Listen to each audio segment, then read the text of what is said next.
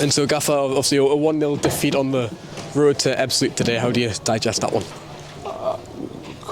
Quite easily. I thought it was really, really poor. We need to look at that. We need to look at the performances on the double away games, because the second of the two has always been much worse, much worse. So we need to look at that. That's something we can do internally, professionally. But I thought we were really poor today. We lacked real aggression and intent.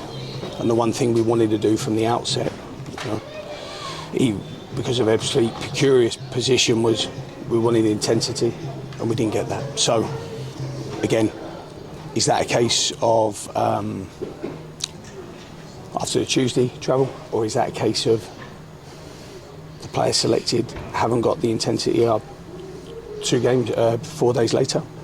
Can they do the away games with the intensity that we need? So, listen, I think there's lots of questions tonight to be answered, probably on another day, but we'll do that very methodically internally.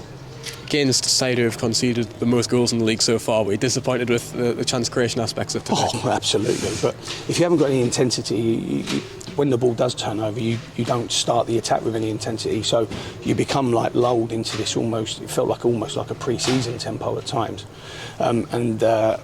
Especially with the sun shining and things like that. So I thought it was a really low intense performance. We didn't utilise, we're at our best when we play for our fullbacks. We didn't do that nearly enough. On the odd occasion we did give it to Dodds when he joined the game. I thought he looks a threat, Dodds. But we can't say our greatest threat in attack is coming from a right back, especially when we have Gray, Charman, Dizaruve, Campbell, Mancini all on the pitch at the same time. So I'd expect a little bit more, but there are always dynamics involved in that, and there's always lines that need to attach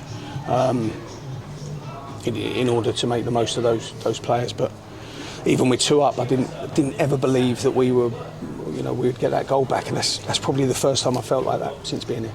Yeah, and what was your take on the goal in the first half? Well, it was circus-like. I mean, it was a calamity, bless. For a team that's defended so well, and the fact that the game is won on a twice deflected shot probably sums up the calibre of the game.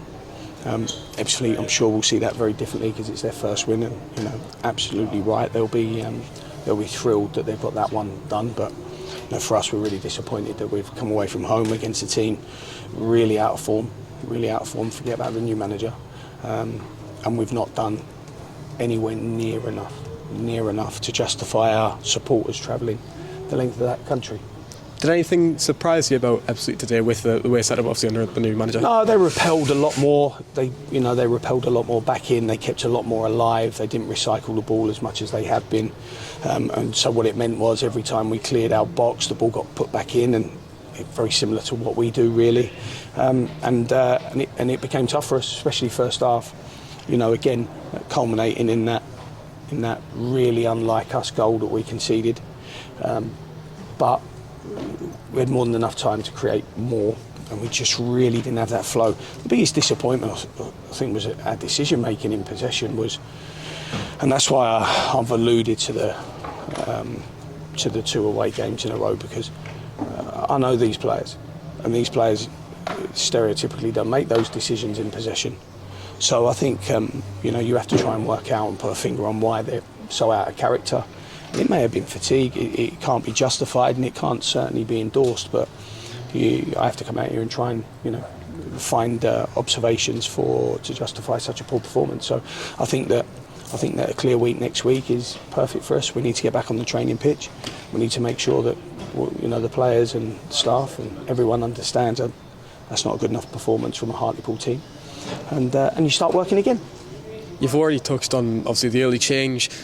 Fantastic to see Doddsy out there. How pleased were you to see him back, and then also how's Kieran Freeman doing? Well, Kieran, he hit that free kick into the box, and straight away almost legs curled into each other, so I knew straight away we'd have a problem. But yeah, listen, Dodds is a different type of fullback for us, one that we've trained with for a long time leading up to that game, and I think that he gives us that he's one of the very few fullbacks that gives you almost like a wide player or winger type approach, especially when he's running with the ball. And again, probably typifying our performance, probably our biggest threat, which is probably an indictment on us.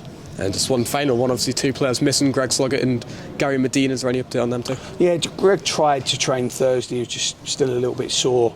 And the same with Gary, just felt his groins from Tuesday night.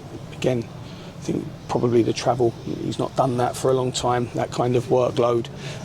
So he had to go through that, of course. And we decided it wasn't worth the risk in bringing him. Gary would have come, but I don't think we've moved so far with Gary now that to take a medium-term step back would be very detrimental to the effectiveness of the squad.